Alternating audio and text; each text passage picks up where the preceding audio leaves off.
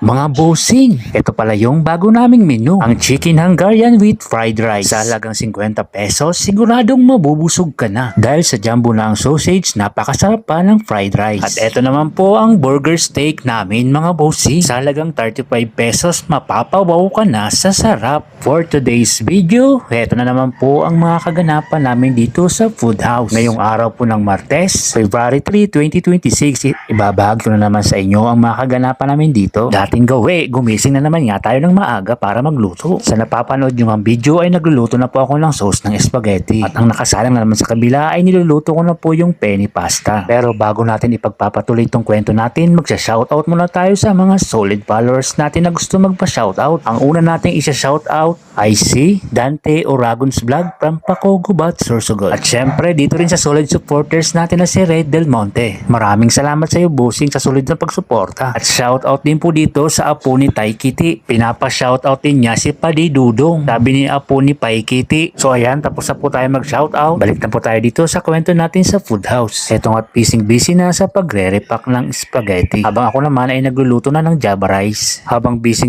nga ako sa pagluluto ay busy na naman to sa pagre-repack ng tuna pasta. Kahit sobrang aga nga namin mag-asikaso, inaabot pa talaga kami ng liwanag bago matapos. Pagkatapos ko palang magluto ng Java rice at saka corn dog, sinalang ko na pala itong fried chicken. At itong si Jenny nga ay busy rin sa pagre-repack dito.